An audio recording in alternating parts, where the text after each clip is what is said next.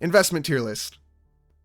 So I did another tier list about a week ago now. It's been a little over a week now, where it was character strength tier list. And overall, it was pretty accurate, I think. The one standout was Ling Yong being S tier, which, I mean, she can go S, A, or B depending on investment level and sequence chain.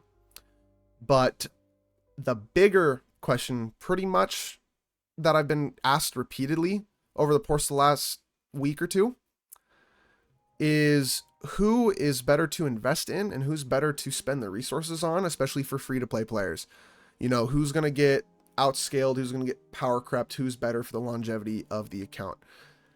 So, overall, what I can say is most of these characters are actually pretty solidly unique and won't get directly power crept for a while. But for the ones that will, we can go over them. Starting off,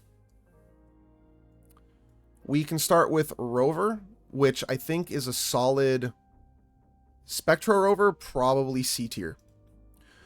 Reason being, at high sequence levels, they give a lot. They give heals, they give Spectro resistance, shred, and they have decent damage output themselves. The problem is the second we get a dedicated Spectro support, this character is going to become relatively insignificant for that purpose, and only really useful for quick swap comps that like freezing enemies. So the character will fall off, but they're kind of made to. It's the base Rover. Havoc Rover, on the other hand, probably like a B tier investment. She's the best Havoc DPS at the moment, but the second we get a dedicated Havoc DPS, that will probably change. I mean, Danjin is arguably better if you're good at the game for just a sustained DPS. But as far as burst DPS goes, it's definitely Havoc Rover, but we will eventually see a character that scales past her. Getting Rover out of the way, we can go into the non-limited 5-star units. Vina, I think, is still an S tier investment, because if there's a new healer, that healer is going to power creep Baija first, not Vina. So Vina will always be a valuable healing / buffing character for your account. And I think everyone kind of knows this at this point. She has a lot of value in any team you throw her in for her heals, energy regen, and massive attack boosts across the board. She is a very good investment, and actually her sequences, if should you pull extras of her, are not particularly bad. Her sequence 1 increases her healing, and the rest of her sequences increase just overall how she functions to make her even more and more optimized. It's pretty good character. Encore, I'm going to set in the A tier. Reason why? I mean, Encore's quite literally getting power crept this patch. Chongli is going to power creep Encore for the purpose of, like, main damage dealer. Difference being, Encore plays quick swap, I think, a lot better than Chongli can, because you can kind of switch in, click one button, switch out for her skill quick swap, and then when she has her Forte Circuit charge, you blow up. So she's a very quick, easy, safe quick swap character, which I think gives her a little bit more valuable of a DPS rating for not getting power crept, which the DPSs are definitely the ones that will be getting power crept the easiest over time, right? Calcharo, I want to throw in the B tier with Havoc Rover. He's good, you know, with Yinlin, very good, but caveat there with Yinlin, right? Without Yinlin, he was already power crept just in general by Jian, and honestly Encore as well as he's clunky to use, a little awkward, a little slow, and a little unsafe. So you have to build, you know, shields around him and stuff like that to play him the most optimally. And a lot of his damage output is required on him being on field the whole time, doing his thing uninterrupted for the most part, because especially in his ultimate, he has a limited amount of time to get the most damage output he possibly can. So the second a new main DPS Electro unit comes out, he will pretty much be getting power crept. And I mean, Yinlin kind of did that. Yinlin might not have the direct damage output that he does, because he just does better sustained over time on field, but Yinlin being able to deal damage output while not even on the field technically makes her damage output better over time than Kalcharo's on any team really, but also especially with him. I mean, that's why that's the best team in the game right now. Other than, I guess, Jinshi is pretty much outscaling everybody at the moment because Yinlin accentuates Kalcharo's damage to reach that top tier level, right? Janson, I think, is probably a very safe investment. Shields, heals, grouping. It's going to be hard to power creep that character. We will get a better shielder. We will get a better healer. And we will get a better grouper. But are we going to get all three all in one? Including a safe take no damage parry, an effective 100% damage reduction if you play her with a Geoshalone Echo, so you can face tank bosses that you're not able to particularly dodge if you need to. A lot of energy regen, so you can have 100% uptime on your grouping. This is a very, very good investment for your count because overall, I mean, honestly, I think that she's probably the best support in the game. Heals, shields, healing and or moonlit set buffs with Heron if you choose to go that route, or Geoshalone if you choose to go the other route, as well as grouping, ult damage boost. She brings so much to an account. She's probably the most important character to pull on an account, honestly. She makes so much content so much safer and increases your damage considerably. Ling Yong, I want to put in the C tier. I think he's got good damage output over, like, he's not amazing, but he's pretty much the only actual Glacio DPS at the moment. And I think as people get better and better at playing him, you know, there is the opportunity to play him in like a air juggle mobs, you know, Yang groups them, then you start juggling them between Yong's air combos, Ling Yong's air combos, and, you know, Jian has options, Jinshi has options, you know, there's gimmicks with him, but overall, he's a DPS that's getting very outscaled just by literal sub DPSs at this point, because he struggles in a handful of content. He is evasive in a way against some bosses, but in other bosses, he will get just absolutely smacked out of the air, command grabbed out of the air. Like, he's very matchup dependent, probably the most matchup dependent character in the game.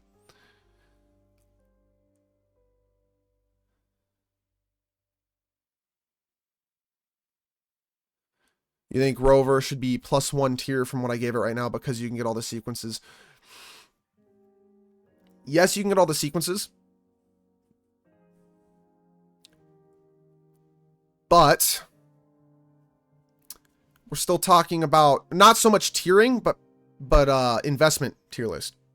Yeah, you're going to get them sequence 6, but I'm kind of thinking about sequence 6 for these characters.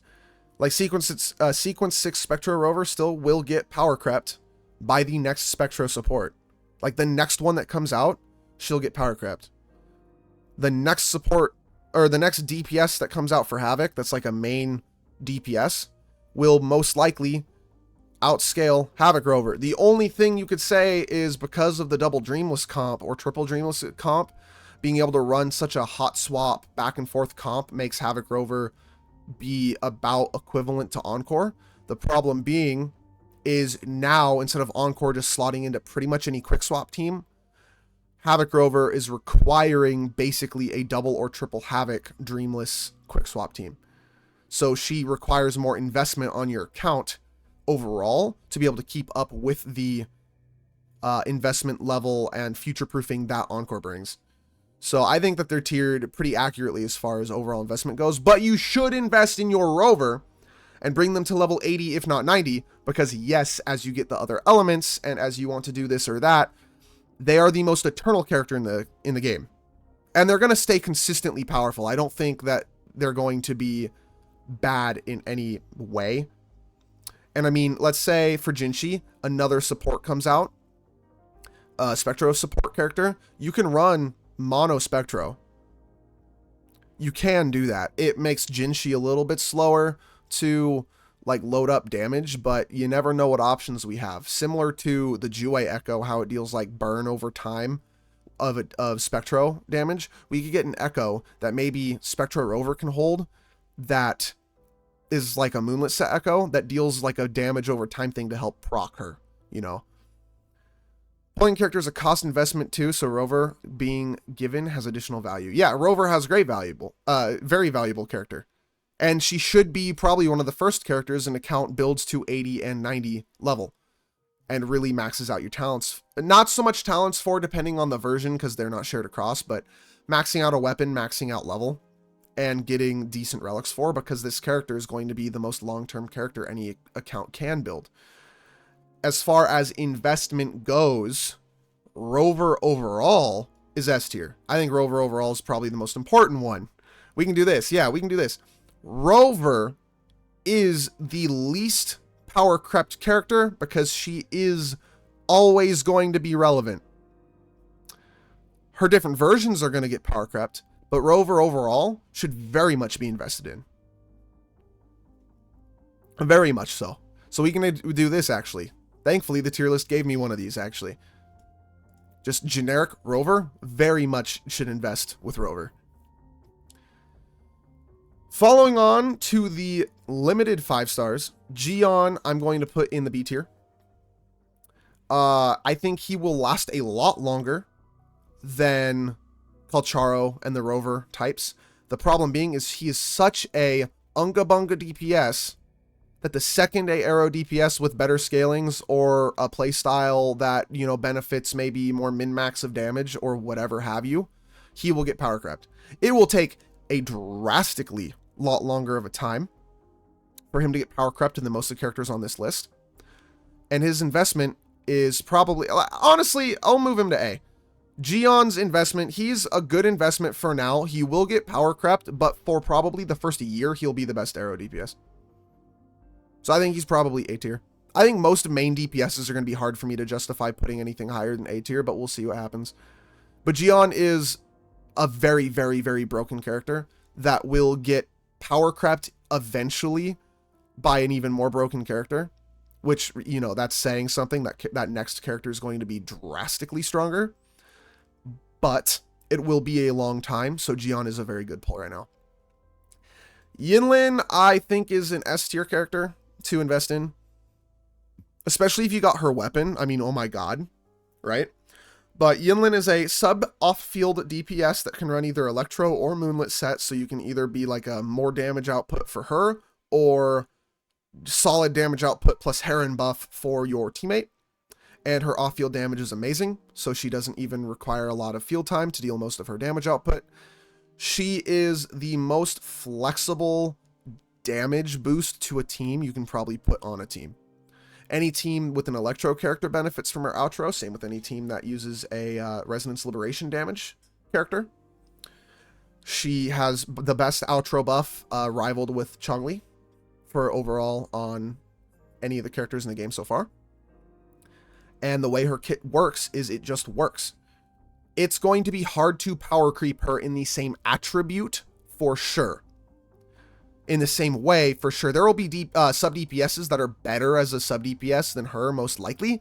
But for her use purpose, Yinlin may never get power crept. Like, honestly, her kit is so universal, but so niched down that, yeah, she'll get overtaken on the universal sense, but her niche, she will probably never get power crept for a very, very long time. So Yinlin is a very good investment for an account. Jinshi, I want to say, also in the A tier. I think it'll take, again, forever for a Spectro DPS to contend with her at the moment. And the next one that comes out will be a more sustained DPS, since she's definitely a more of a cleave burst DPS. But when she gets power crept, it's going to be drastic, because, again, her scalings are absurd, and she's probably the best DPS in the game at the moment. Jinshi is a very good investment for a long time. Like, again, Gion and Jinshi are probably 1 year plus of value for investing in. And even if they get power crept, they're still going to be good. I mean, there's no reason to even think that they would just drop off the face of the planet. They're going to still be very, very, very overpowered DPSs. But there will come a day, right? Like, S tier is basically characters that will pretty much never get particularly power crept in the way that you wouldn't use them on a team for, like, if you had everyone S6R5 and you just wouldn't use these characters anymore because they got power crept by better options. S tiers won't have that happen. A tiers will have that happen, but it's like a year plus out. Like a long, long time. And even then, they still hold value. Like, Encore still holds value in quick swap teams. Gion still holds value as a sustained, like, you ult and then you have your damage output for that time DPS. Jinshi still is going to hold value as like a cleave. I'm going to insta-dink the boss DPS. Chongli is iffy. My mind tells me put her in A. My heart tells me put her in S. The reason why right now she's A tier, because, you know, fire DPS, there will be better. The problem is she has defense shred built into a lot of her kit. And she's very good, like, sustained DPS as well. And just that defense shred makes me want to put her into S tier, because the next fire DPS, they're not going to have that gimmick. Because that gimmick is not going to be on everybody. It's going to be very rare, right? Defense shred on damage is going to become huge once we start fighting harder and harder bosses, like the one in Mount Firmament, that crystal where we get to trial Chongli. I guarantee you has high defense values. It's a rock. So being able to shred some of that increases her damage output considerably. God forbid you get her S6, which I'm not so much talking about S6 characters because that would change a lot of these 5 stars rankings. I'd probably put like Gion up here. It would definitely put Jinshi in S tier because her damage is just absurd. You know, it'd move probably like, honestly, it might even move Rover down just because she always gets her S6s and they're not, you know, the most absurd boosts. But S6 Chongli definitely S tier. But until then, I want to say A tier. Only because, yes, there will be better DPSs, but that just means she'd become the best sub DPS. And yes, there might be better sub DPSs, which just accentuates her main DPS potential. I mean, I don't think Chongli gets power crept for a long time. Longer than these guys. Because Chongli sub DPS is for Encore, vice versa, as like hot swap. As main DPS, Chongli is the best fusion main DPS in the game. And as a sub DPS, she's basically the best sub DPS in the game. Encore being the best quick swap because of how she just mechanically works.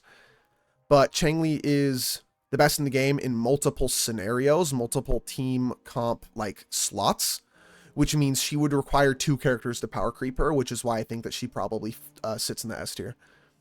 It would require a main DPS that deals more damage than her damage output plus defense shred can make up for. And it would require a sub DPS that has a better outro skill for the archetype, as well as a quicker, better rotation. It's better damage. Like, it requires a lot. It would require 2 very, very overtuned characters to power creep Chongli, and I think that she's going to be a more valuable long-term investment on a player's account. Moving to the 4 stars, we get Danjin. I think I want to put Danjin in A tier because, I mean, the 4 stars, I think we can say S6, right? Because eventually over time you will S6 these 4 stars. Danjin gets a lot of buffs at her 6th, you know, her 1st through 6th sequences are all basically damage boosts. Her stats are very overtuned for a 4 star, but her playstyle is absurdly dangerous and unsafe, which makes up for it. Her damage output is probably close to on par with a lot of these main DPSs if you play her very, very well, but she's the strictest character to play in the game. Honestly, I think she's A tier because it's going to be like, she's basically already power crept in damage output, one-off damage by Havoc Rover, but there's no sustained DPS. The sustained DPS for Havoc will out scale her and become a better investment than her. But Danjin is probably the best character for really proving your skill. And if you are very good at Danjin, I imagine the next Havoc DPS could be a sustained on-field DPS, might contend with Danjin because they might be safer. Danjin might have better overall output at S6, of course. Specifically, if you just are very, very good and you know the boss. Danjin is a very, very broken character. She's a very overtuned 4-star because you're one tap at any given time. So she will get power crept, but it's going to take a very overtuned character that is also safe to be able to power creep her in a way that would make her not worth investing in, should you be good at the game. Yes, she's so skill-based. People should not probably put your resources into Danjin. I would recommend against it for the majority of the player base, myself included, and I'm investing in her like a dumbass because I suck, but I want to learn, right? But for anyone who wants to get good at the game and really wants to just basically show off that you can use one of the best on-field sustained DPSs in the game to clear everything without getting hit, Danjin is a very good investment long-term because her sequences buff her considerably. Her damage output is very good for a 4-star. You just have to learn her, which is it's definitely a skill requirement that not everyone should do and should aspire to do. But if you do, she is a very good investment for your account. And she's a DPS that's pretty much not going to get directly power crept. Because, like, Havoc Rover will get directly power crept more so than Danjin will, because Danjin just is able to easily clear content if you know her iframes, her parry windows, just everything about her. You have to know the game very well. Danjin's a very strong character if you do. Alto, I want to say, is probably in the C tier as well. Same kind of caveat with Ling Yong. Is like, he does good damage, he's very safe, but as the bosses get stronger and beefier, and as, you know, more DPSs come out, Alto will fall further and further behind. His outro skill isn't exactly a playing point in his kit, so he's not even particularly a sub DPS. He's a pretty selfish main field DPS. His mid-air shots with S3 are awesome, and his damage output is good, but he's not going to keep up as the game progresses as a damage dealer unless certain like 5-star pistol weapons really accentuate his playstyle in such a way that he becomes a drastically better damage option. But we cannot just bank on basically weapons or echo sets benefiting him like that when we don't know what the future is going to hold directly like that, right? So I want to say Alto C tier. He's a cool DPS, S3 plus. He's super duper strong, super fun, super safe to play. I just don't think for investment, he's going to be quite as safe of one long term, right? Chisha, same boat, pretty much. Safe, great pistol character, great DPS. Long term, she will fall, right? It takes her to S5 to be on par with Encore's DPS on a team at S0. And I like Chisha too. I like the pistol characters. They're all cool. But the second we get a 5-star pistol character, it doesn't even matter what attribute they are. The enemy could be resistant to you, and they're going to deal more damage than an Alto and a Chisha. That being said, these two characters are some of the best boss clears in the game. If you want a way to pretty easily clear like the tactical holograms all the way up to level 6 with proper investment, these characters will do it, and you won't even have to barely lift a finger because they're so damn easy and safe to play. But for long-term investment, there will be definitely be better characters, and the second a pistol character gets released, I mean, these two are going to be like worthless pretty much for their use case, because the next pistol character is going to be safer and stronger because they're going to be a 5-star. And if not safer, it's because they're using shotguns, which will make them even that much stronger, right? So for their purpose, they are decent investments, but the second we get a 5-star pistol character, they're going to fall off drastically for their main use of safe boss clears, safe level 120 red enemy clears, you know, just their safety is their main thing, and that will fall away once we get a 5-star pistol character. That being said, they're fun and cool, and I've seen like Alto and Chisha mains, they kick everything's ass. They're great. But do they kick everything's ass as quick as a Gion? No. Is it safer than a Gion? Drastically so, yes. So for safety, they're great. But for long-term investment, we will get safer and stronger characters. So unfortunately, right? Taoshi, probably D tier long-term investment. Her shields are okay, but they're not amazing. Her damage reduction little armor things are okay, but they're not amazing. Her damage is not amazing, but it's like, you know, there's damage there. Her playstyle's clunky. I mean, the biggest thing with Taoshi, unless you're running her as a hot swap ult DPS, which even then there's better options, such as Sanhua, right?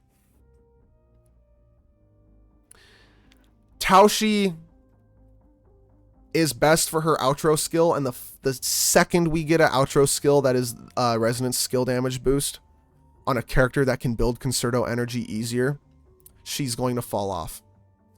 Now, if we end up getting an Echo set that makes it to where your Concerto energy gain is increased, that could change things drastically for her, because that's her biggest caveat. And I would say with that Echo set, she probably jumps up to B tier, because she'd be the like a safe, shielding, consistent outro resonance skill damage character. But for right now, until we see that Echo set, she unfortunately struggles to get her Concerto energy up in a timely manner, which makes it to where it's almost better to, instead of getting her with the skill damage boost, do a quicker rotation with a sub DPS like Yinlin or Sanhua. Even though your DPS doesn't get the boost, your sub DPS like Yinlin could make up for that damage. Your sub DPS like Sanhua could make up for that. Yong could make up for that, you know? Unfortunately. Mortefi, I'm going to say S tier investment. On my previous tier list, I put him on B tier for overall account, like, power level, and that is true because at the time, and still to this day, he only really directly buffs on outro skill, like 1.5 characters, Gion and a little bit of Danjin, right? At high sequence level, he buffs Danjin pretty good, as well as, like, you know, Jianshin and a couple others. The biggest reason his investment is nice, though, is because at higher sequence level, I think it's sequence level 3 or 4 where he gets the time increase and onwards, he becomes drastically more valuable on an account, as well as characters that want heavy damage increase and do heavy damage, and he can accentuate that with his off-field damage and everything like that come out. He's going to be their best support, and even if he gets power crept as a support for heavy damage dealing characters, he's still dealing off-field damage, which is something that is very rare, right? So his outro skill and buffs might get taken away, but he's still dealing his own damage as well. So as an investment overall, I think he's pretty much the same as Yinlin in the way that he functions as universally he might get power crept, but in his niche, he won't really be. Yuan Wu, this is something that I want to think, because of the mechanics in the game, it will become more prevalent. I think Yuan Wu right now is a D tier investment, but I think in the future he's probably going to jump up to A tier. And this is wild, but hear me out. Vibration damage increase and like break efficiency increase is a mechanic. Think Star Rail. Breaking enemy weakness was a mechanic. It wasn't important until about 2 weeks ago, when we got, or not 2 weeks ago, it's been a while now because Boot Hill also, so like I'd say 2-3 months ago, we got DPSs. Harmony Trailblazer did super break, Gallagher would be able to heal and do break increase, Ronmei break increase. All of a sudden it became like the meta, right? At some point, I guarantee you, we will get a DPS character that when the boss has vibration bar broken, is where they shine. And that is where Yuan Wu will be the best currently sub DPS slash like amplifier for the team for boss vibration break damage based teams. Because those don't exist yet, because there's not an echo set that helps that, because there are weapons out that do not help that, and because there's no DPS that benefits from it, he's a D tier investment. But in the future, I can see him becoming a very, very good investment. because his kit is very unique, and I do not think that there will be kits that particularly replace him should the mechanic become important. Baizhu, I'm putting in B tier. She's a very good investment right now. The next time a healer / support, like dedicated support, comes out, she'll get power crept little by little, dropping in the tier list of investment worthiness. Vina is a better investment than Baizhu overall, but Vina, same kind of thing. Supports are very, very greedy because they're very universal typically. So you invest in the support and a better one comes out, well, now your support just lost a lot of investment value because that new support's better and you can run it on almost any team pretty much. Almost always. Unless we get archetypically focused supports where they specifically boost more so like a fire damage dealer or an electro damage dealer, right? Aside from the sub DPS, then supports being more universal, it's going to just be that way. In Punishing Grey Raven, the supports are very, very type based. You have your fire support, your fire tank, and your fire DPS, your electric support tank DPS, your like physical amplifier, your physical tank, your physical DPS, and your tank damage shreds and defense shreds and like type shreds. Your support buffs the character and your DPS does DPS things, right? The first instance we get of like a typical tank in PGR would be Chongli, right? And Chongli's going to hold value for that, but she only is really shredding defense for herself on her attacks, which makes her more of a hybridized tank DPS, main DPS as far as PGR terms go, right? I can see in the future supports becoming much more niched down for certain strategies, which allow you to run like a support that buffs the build of the DPS and a sub DPS that buffs that DPS in separate ways to make the DPS even that much stronger. But right now, because supports seem to be leaning towards the way of more universal supports at the moment, all the supports are going to get worse and worse as better and better supports come out. But Baizhu is definitely on the chopping block for that, for sure.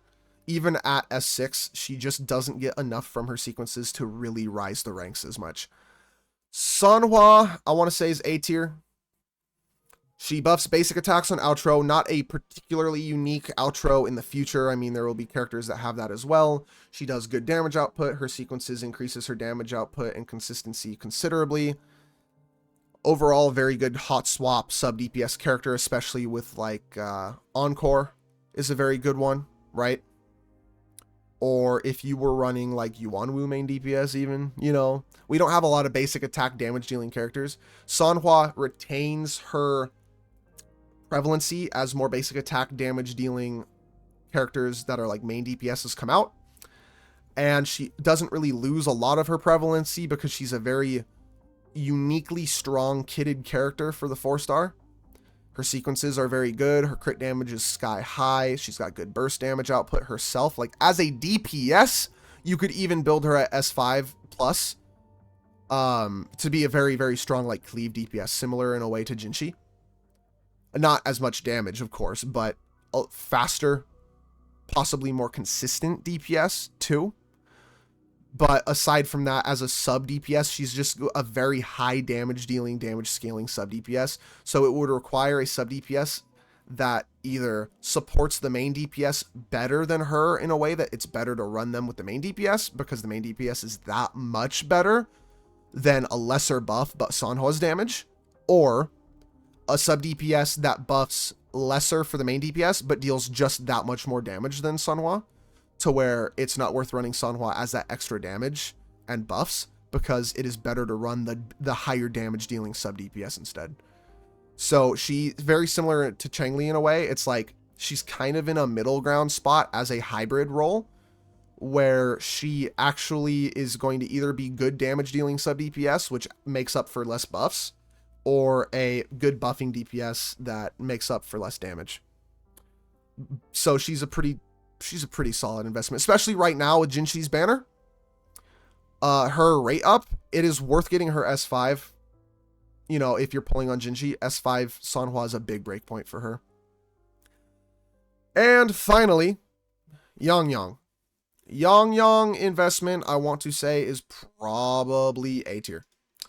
I think there's not going to be a lot of AoE grouping characters released all the time. I think that that's going to be a relatively niche thing. I mean, we have AoE ult, AoE skill and ult, AoE-esque ult on melee. I don't think we're going to get like a pure sub DPS slash support grouper for a while now, because we already have one of each. Her investment value increases for that. Her sequences increase her E's ability to vacuum up enemies considerably. S6 makes her have damage boost. Moonlit set with Heron, you know, she's a good, solid sub DPS, right? Even if her sequences, which from what I've been hearing are not a multiplicative bonus of like 95% damage on her ult, so her ult just deals basically twice the damage, right? Even without that being multiplicative and it's additive, Yong for an investment on an account is still very good, because for like the TOA, for example, you need to group enemies. They are spawned spread out enough that if you're just trying to hit them into each other, it's very, very difficult. Even for Gion, it's difficult. But Yong can pop an E and group them all, right? So for the lower stages, she is one of the best characters to invest in. Honestly, if you invest in her as like a hybrid slash like strong damage dealing sub DPS, you can clear a lot of the lower stages of the TOA with just her, because her kit is pretty much permanently online. You know, she gets her AoE and her sucking enemies up, and she gets her little air feather release combo thing pretty consistently. She's a very good character for that. She clears content very well in group modes, and her damage output is not bad. It's maybe not the cleave damage that Sanhua has, but it is still very, very good for the fact that she's hitting massive AoE. So, overall, I mean, a lot of the characters we have right now are pretty solid investments. S tier being specifically not being power crept 2+ years. A being not power crept in 1+ year. I want to say for S tier 2 as well, directly, right? Because indirectly, you can get power crept on one part of your kit, but these characters have such varying kits that it's going to be hard to directly power creep over top of the entire character for these characters, right? Not power crept in 1+ year, but it will be direct for these guys, because these characters will eventually get power crept, and it will be a like big power creep, right? For the DPSs, it'll be a big power creep, and for the sub DPSs, it will be a big power creep as well. As for like Yong's, most of her use is her grouping. There will be a better grouper eventually, and Sanhua, a lot of her buff is her like solid cleave damage on top of basic attack damage boost. There will be a better cleave damage sub DPS character. Borderline, you could even say Jinshi is one. Or there will be a better like basic attack accentuating hybrid sub DPS character. Or even just a support that does that role, so that you don't run Sanhua because that's what you use Sanhua for, right? B tier. Let me type this correctly. Why am I doing parentheses? Power creep incoming within 1 year, right? C tier is probably next character release in niche is big power creep, and D tier is probably not even worth the investment now, due to lack of ways to make function. I think that this is what the tier lists stand for. These characters have such good kits that they're not going to be power crept for a drastically long time directly. These characters have good kits, good power. They will be power crept, and it will be very direct, though, because they are still very niche in what they do. Power creep incoming within a year is basically just the A tier characters that don't last as long. right? C tier being characters that literally the next character released in that niche will be immediately invalidating these characters' purpose. And D tier being characters that just genuinely don't work. Taoshi cannot generate Concerto energy efficiently right now, and Yuan Wu does not have a niche role to fill particularly in the game at the moment. Unless you're doing some weird stuff with like Yinlin, Kalcharo, Yuan Wu with like vibration damage up the ass, but I mean, you don't need it. It's not important. It's probably better to run a healer rather than just relying on his S5 shields for the team's longevity. He doesn't really bring much damage output either. He just makes it to where you can stun the boss, which doesn't matter. If you're good, it doesn't matter. You know, the next main Glacio DPS, Ling Yong, immediately gets power crept. Next pistol character, power creeps Alto and Shishia for DPSs. And Spectro Rover will get power crept by the next Spectro support, like dedicated Spectro buffing support. A character with Spectro damage increase on outro, power creeps Spectro Rover instantaneously. For her like main purpose at the moment. Which is that. And then it's like, yeah, I guess you can do like safe quick swap with her, but it doesn't matter because her damage output probably isn't worth the safety. If you're just better, you can get around it anyways. So that's going to be the investment tier list. I mean, a lot of the characters are pretty good investments right now for the foreseeable future. You know, maybe a year or two from now, we'd be able to see a lot of these characters drop into lower tiers because it's like, oh yeah, don't get them and invest in them because there's just better options. And there will be even better options. But right now, I mean, most characters are really good options. There's a lot of kits that it's like, there's going to be more unique characters before we get characters that directly power creep a lot of these characters.